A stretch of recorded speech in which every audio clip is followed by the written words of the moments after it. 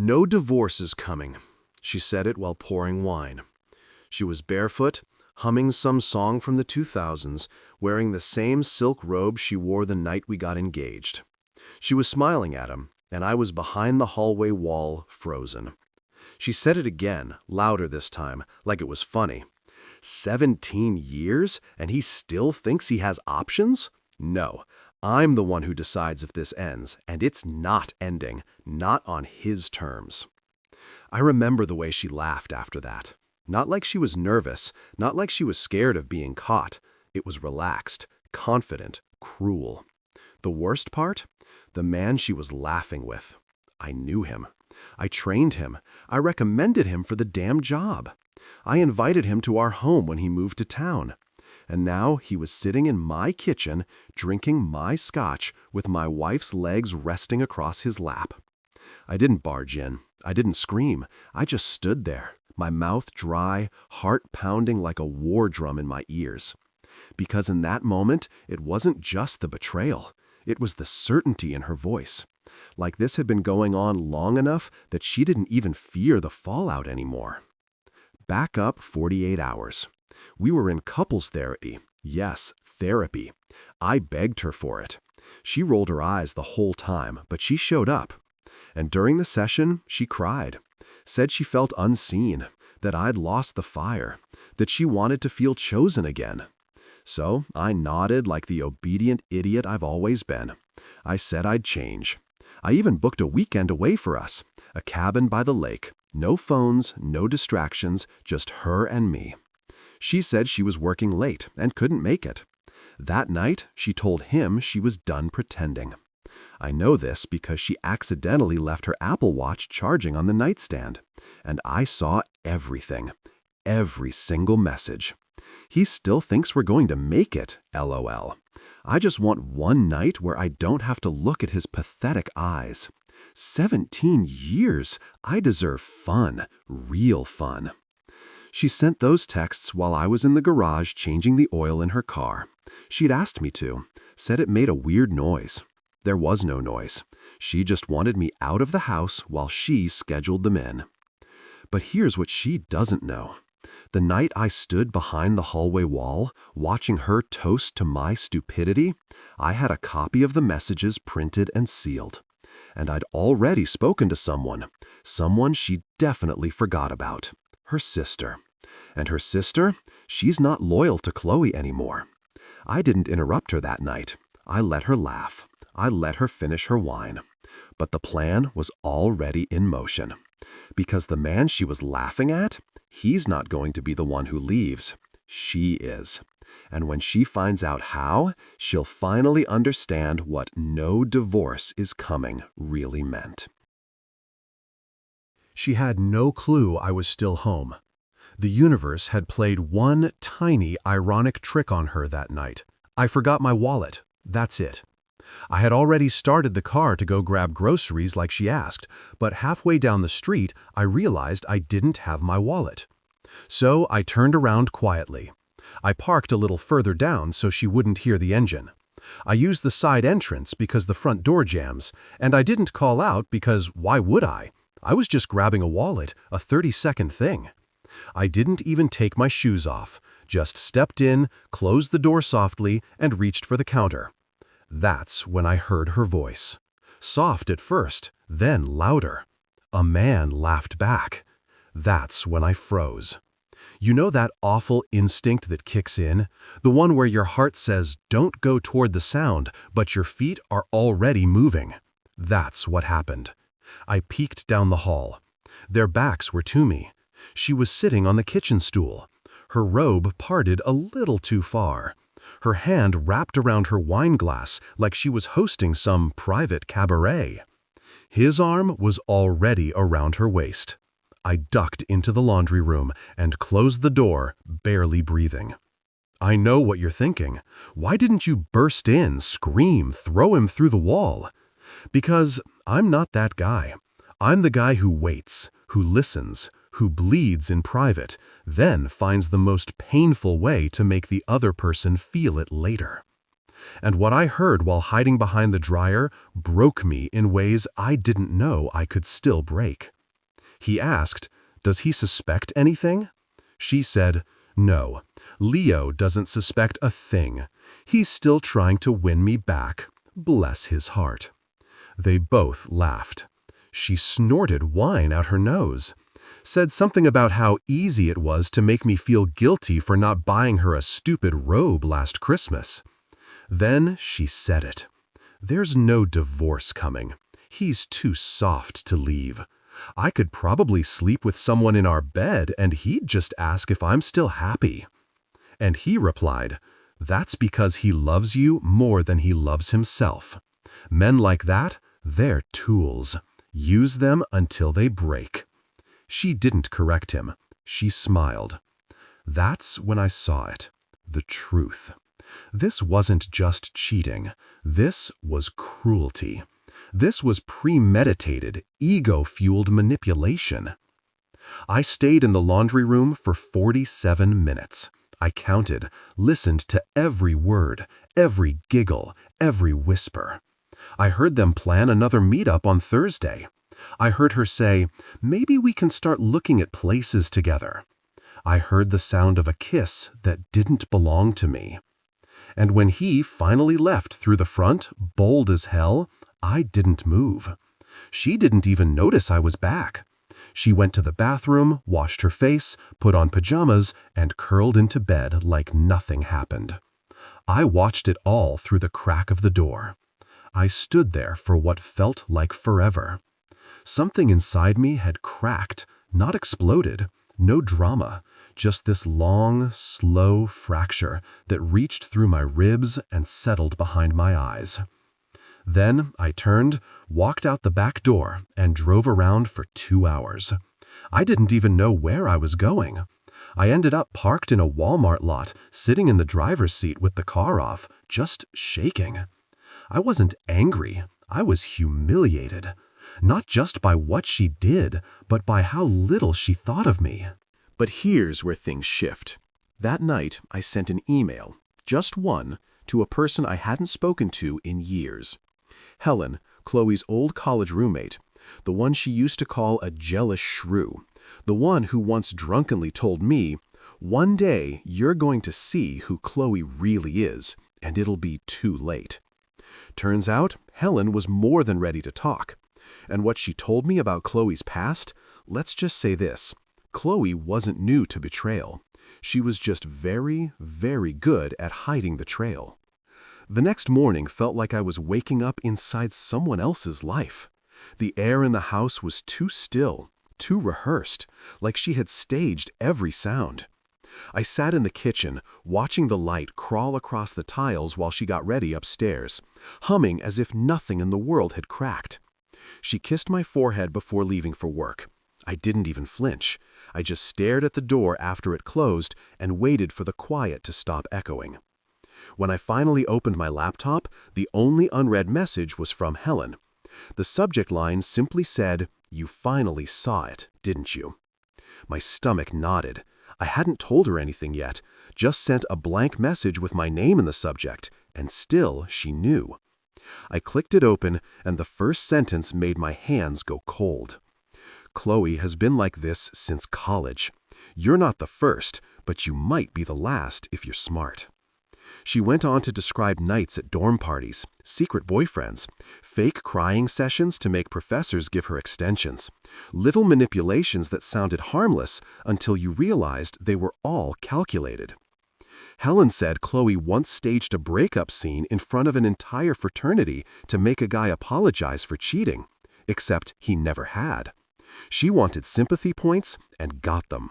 She always got them. Then came the part that stopped me breathing for a full minute. When she met you, she wasn't looking for love. She was looking for safety.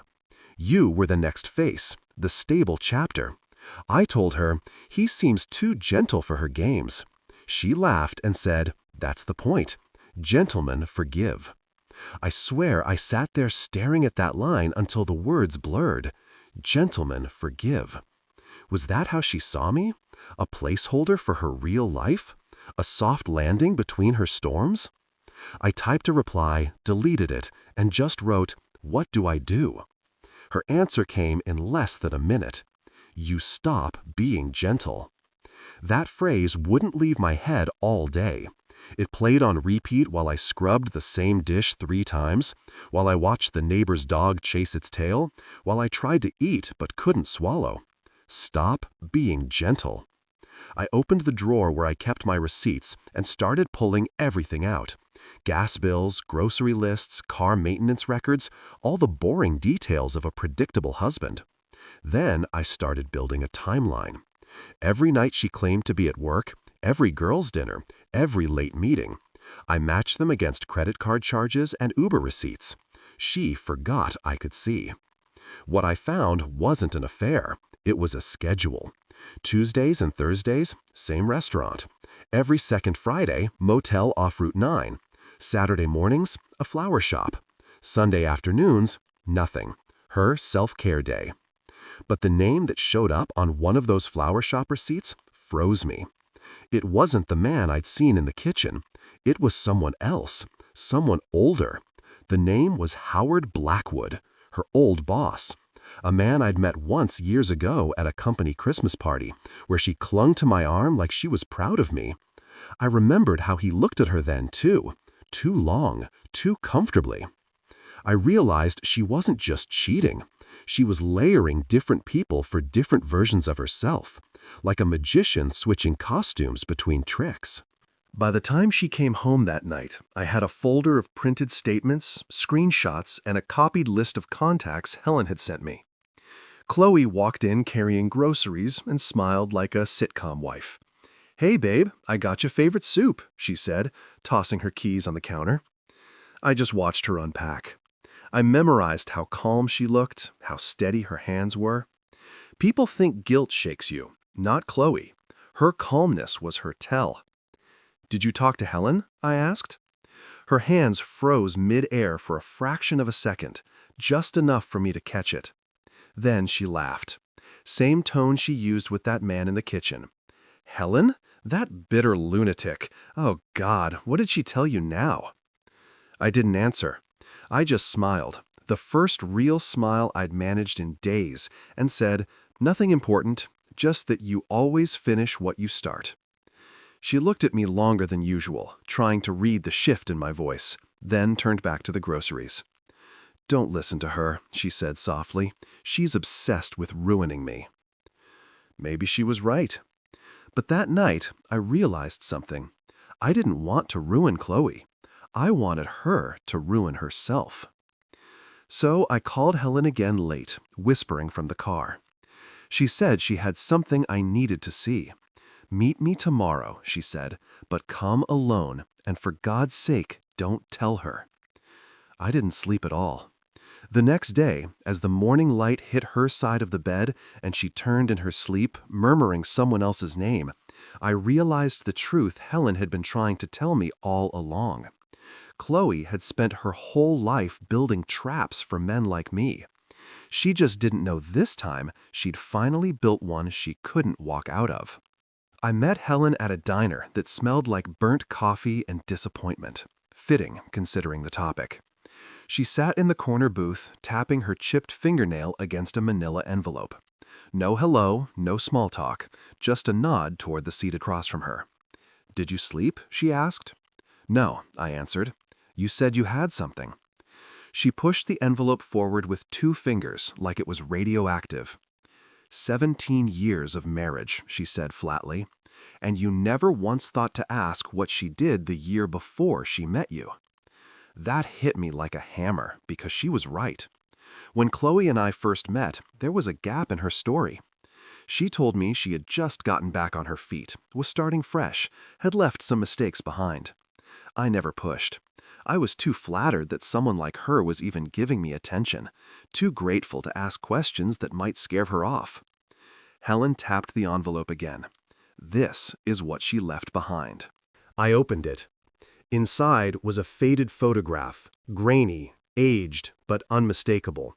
It showed Chloe, years younger, standing in front of a burned-down building. Not just any building, a small real estate office in Vermont. Her arm was looped through the arm of a man, not the guy from my kitchen, not her old boss, another man entirely. His name was Brett. Helen said, her fiancé. They were supposed to get married that winter, but then his family business caught fire and everything collapsed. They said it was arson, couldn't prove it, but guess who inherited his emergency savings account because her name was added 2 months prior? I stared at the photo. Chloe looked happy, not manipulative, not twisted, just happy. She took the money and disappeared, Helen continued. 2 months later, she met you with a new name on her lease, a new phone number, and a new sob story. My head was spinning. Wait, are you saying Chloe started over with me using stolen money? Helen lit a cigarette right there in the non-smoking booth. She didn't care. I'm saying you were her exit plan again. I left the diner with the envelope stuffed under my coat, a hole opening in my chest I couldn't close.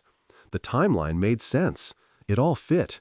Her urgency to move in, her panic when I once asked to visit her hometown, the way she avoided anything from that year as if it had been blacked out of her memory on purpose. I drove home in silence, parked on the street instead of the driveway, and just sat there in the dark, watching our house through the windshield. My home, the one I fought for, paid for, maintained, loved. Inside, Chloe was probably folding towels or humming in the kitchen, living in her carefully controlled bubble, unaware that it had already started to crack. I looked down at the photo again, trying to reconcile the two versions of her. The girl with her arm around Brett, smiling like she hadn't yet learned to weaponize charm, and the woman who laughed at the idea of divorce while drinking wine in front of another man. Later that night, I laid next to her in bed, neither of us speaking. Her breathing slowed into sleep. I stared at the ceiling, heart hammering with too many truths at once. And then something stupid happened. I reached out, not because I forgave her, not because I forgot, but because I wanted her to feel human one last time. I touched her shoulder. She flinched, not like someone startled, like someone ashamed. And that was the moment I knew. She knew, I knew. She just didn't know how much I'd seen or how far I was willing to go. So I whispered softly, gently, so she'd hear it in her dreams if nowhere else. There's always a second fire. You just don't know who lights it. She shifted in her sleep, and I smiled for the first time in weeks, because the plan had just changed. I wasn't going to expose her. I wasn't going to scream or beg or cry anymore. I was going to make her beg, not for forgiveness, for escape. The change started slow. No shouting, no accusations, no storming out of the house with a suitcase like in the movies. I just stopped talking. Not entirely. I still said good morning. I still asked what she wanted for dinner, but the warmth was gone. The softness, the stammering apologies, the fumbling attempts to win her back, all of it vanished like breath on glass. And she noticed. At first, Chloe chalked it up to stress. I heard her on the phone with someone, probably one of her secret boyfriends, saying, "He's been quiet lately. It's honestly a relief." But 3 days later, her tone changed. She started hovering. "Are you mad about something? You've been weird this week. You okay, babe?" I told her I was just tired, and I smiled when I said it. A slow, blank smile that told her nothing. And that's when the real panic started. Because Chloe thrives in chaos she controls, not silence she can't decode. She started trying harder, making breakfast, wearing perfume again, telling me details about her day I never asked for. But it was too late. The more she tried to win back the version of me she thought I still was, the more obvious it became that she never truly knew me at all. Meanwhile, I kept digging. With Helen's help, I uncovered more than just Chloe's past. We found a second phone number under a fake name tied to an apartment rental she'd kept secret. Rented under Miranda C. Months paid in cash. That's where she took the younger guy, the one from my kitchen, the one I now knew worked with her, not just for her. I created a fake account and reached out to him, sent him an anonymous message. "Enjoying another man's wife? Careful, she's done this before." He never replied. But 2 days later, Chloe came home in a bad mood and said they let him go from the company due to misconduct allegations. She acted confused, sad, said she'd lost a good employee. But I watched the tiny tremble in her left hand as she stirred her tea. I knew she was wondering if I'd done something. I hadn't yet. But the real breaking point came when the letters started arriving. I mailed them from out of state. No return address. Typed on an old typewriter so they looked like something out of a detective film. They were short, simple, designed to pierce, not explain. 1 sentence per envelope. He knows more than you think. Miranda C. never died. She just changed clothes. You lit the first fire. He's building the second. She read them in silence. Then she burned them every time. But I saw it, the tiny breakdown behind her eyes. She began staying up later, checking locks twice, rereading texts before deleting them. And for the first time in all our marriage, she watched me like I was the danger. Because I was. One night, she came into the bedroom while I was brushing my teeth and sat on the edge of the bed like a child being punished. "Leo," she began, and I knew something was coming. "If something's bothering you, you should talk to me. We've been through so much." She sounded sincere, the same tone she used to use when she was lying to her parents on the phone about where she spent the night. I wiped my mouth, looked at her through the mirror, and said, "I know we've been through a lot. I just didn't realize most of it was you." She blinked, didn't speak, didn't breathe. She just sat there absorbing the weight of that sentence like it was fire through her ribs. The next morning, she was gone. Not just out for errands, gone. No note, no call, not even a text. But the GPS ping I'd planted in her car told me where she went. A familiar address. Howard Blackwood's, her old boss. The one who disappeared from her life years ago until recently. I stared at the blinking dot on the map. The same address I'd already forwarded anonymously to someone else. Not Helen this time, Brett's sister. Yes, the man Chloe left behind. The one whose name she never mentions. The one whose savings she inherited before starting a new life with me.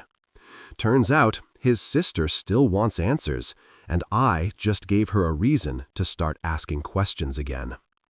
She walked in the front door at 1:42 a.m. The porch light was still on.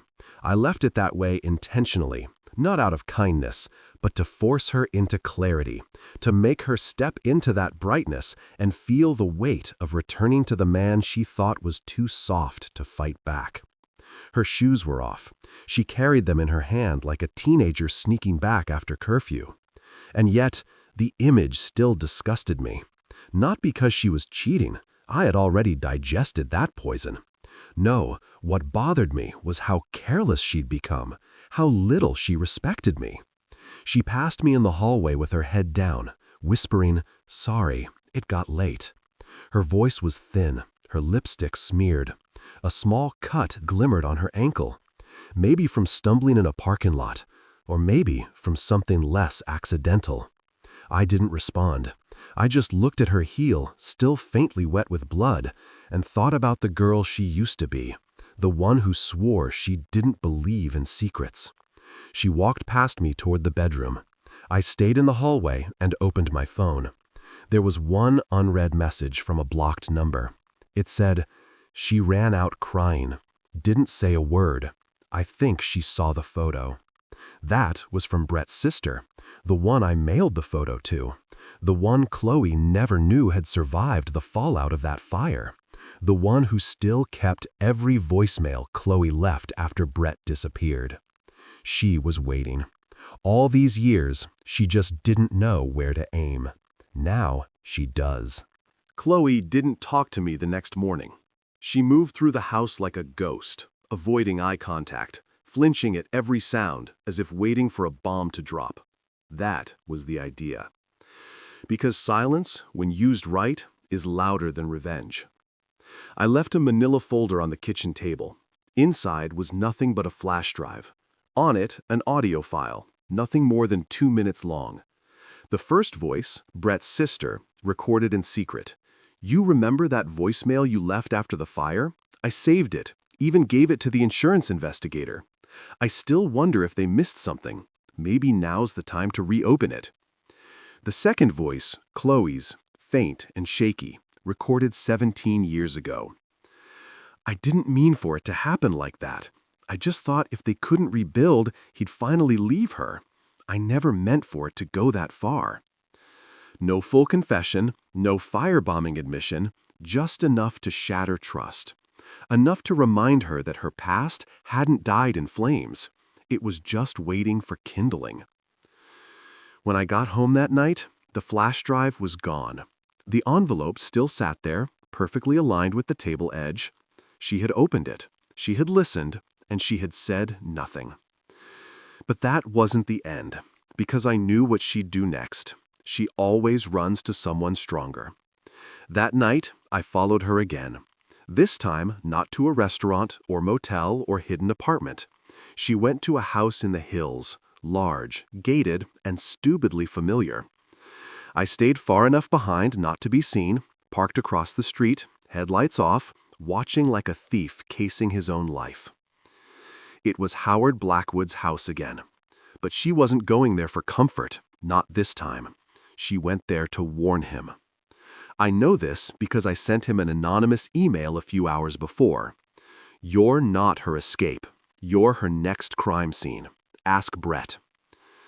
She was inside for less than 20 minutes, came out alone, slammed the door so hard the porch light flickered.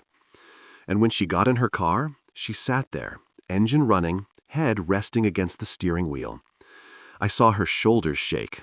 She wasn't crying, she was hyperventilating. And that's when I knew I had finally gotten through. Not with threats, not with fists, not even with facts, with fear. Fear of exposure. Fear of the version of me she never thought I could become. The man who didn't shout, the man who didn't beg, the man who waited.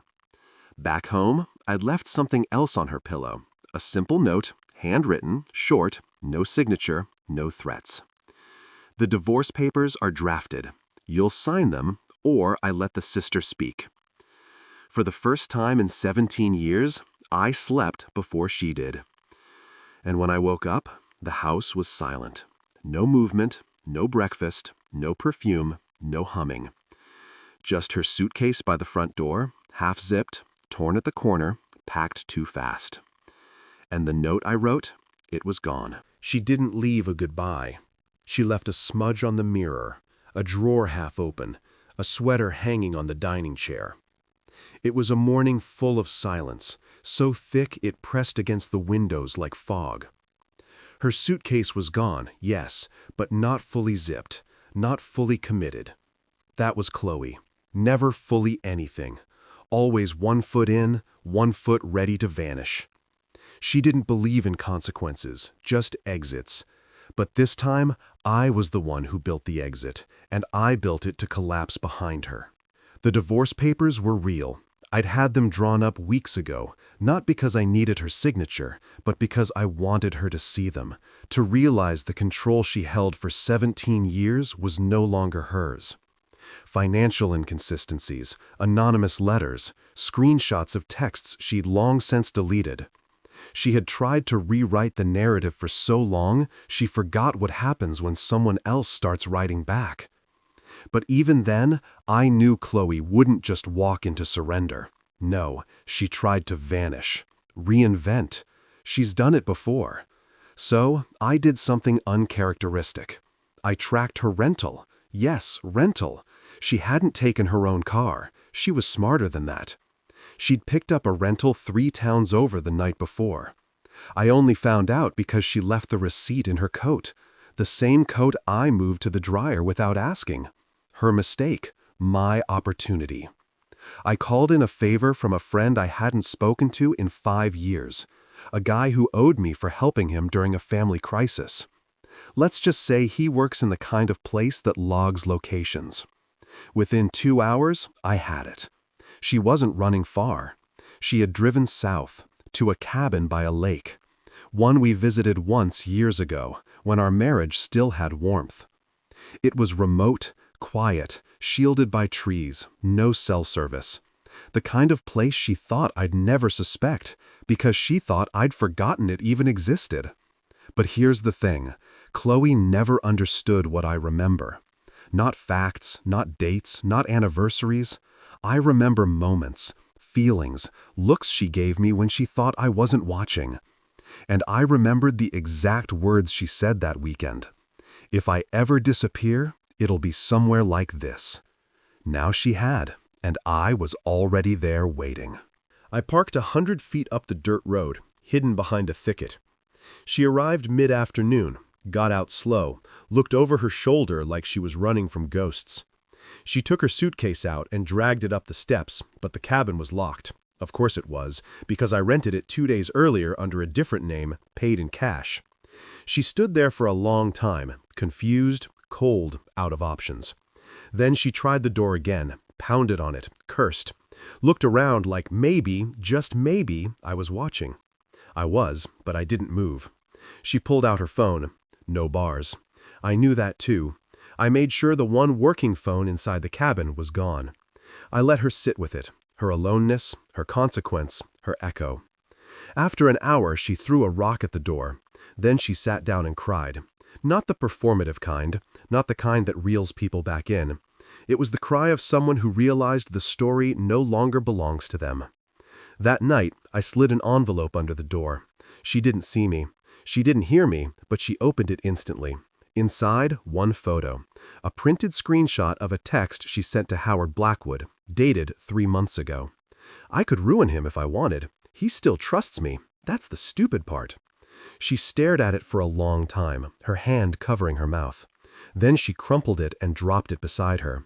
But it was too late, because I also sent a copy of that same screenshot to Howard's wife, and one to his employer, and one to the board he sits on for a children's charity. Chloe wanted to burn me slowly, but she forgot that fire spreads without asking permission. In the morning, she left the cabin. I didn't follow her. I didn't need to, because the real damage was already done. She had nowhere left to run. Every person she manipulated was waking up. Every fake truth she told was now under a microscope. And the best part? I hadn't even gone public yet. No Reddit post, no confrontation, no revenge montage. I just whispered in the right ears, slid the right photos, untied the right knots, and now the collapse had become self-sustaining. It's strange, isn't it? The things we survive. You spend 17 years thinking someone is your shelter. You share toothbrushes, calendars, recipes, apologies. You memorize their coffee order, know the sound of their car door, the exact pitch of their sneeze. And one day, you wake up and realize they were never your shelter. They were the storm. And you were the fool who kept patching the roof instead of getting out. I never saw Chloe again after the lake. Not in person. She didn't return home. Not really. She came by once while I was at work to collect her things. I'd already packed most of them, not out of cruelty, but because I knew she would stall if given the chance. I didn't want to fight anymore. I didn't need to hear her spin new versions of the past or paint herself a victim in a tragedy she wrote. A week later, I got an email. No subject line, just a few words. You win. I hope that makes you feel better. I read it once, then deleted it. Not out of anger, but peace. Because I hadn't won. There was no scoreboard, no trophy, no moment where I fist-pumped the sky and screamed, "Gotcha!" This wasn't revenge. Not really. It was release.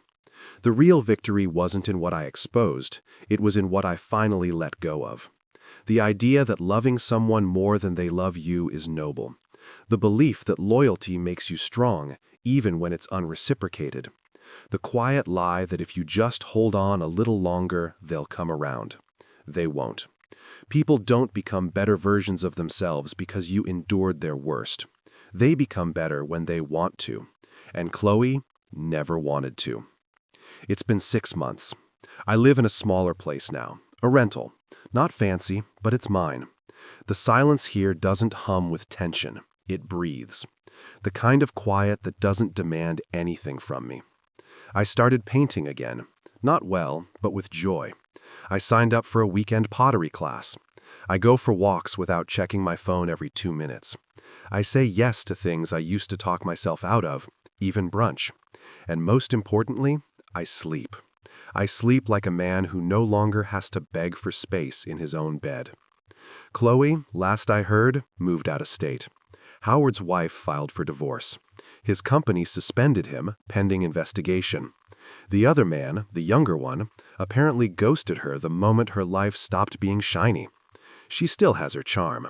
I'm sure she'll resurface somewhere new, with a new name, a new story, a new smile that hides the same rot. But that's not my concern anymore, because I don't need her to fall for me to rise. I don't need her ruined. I just need her gone. And she is. If there's anyone reading this who feels like they're living inside the slow bleed of a relationship they can't explain, if you've ever sat at a table where love used to live and wondered why it suddenly feels cold, if you've ever been made to feel foolish for offering your whole heart, please know this. You are not weak for hoping, but you are strongest when you stop. You can heal. You can laugh again. You can rebuild without carrying the rubble. And one day, maybe not soon, but eventually, you'll look at yourself in the mirror and realize the most loyal person in your life was there all along. It was you.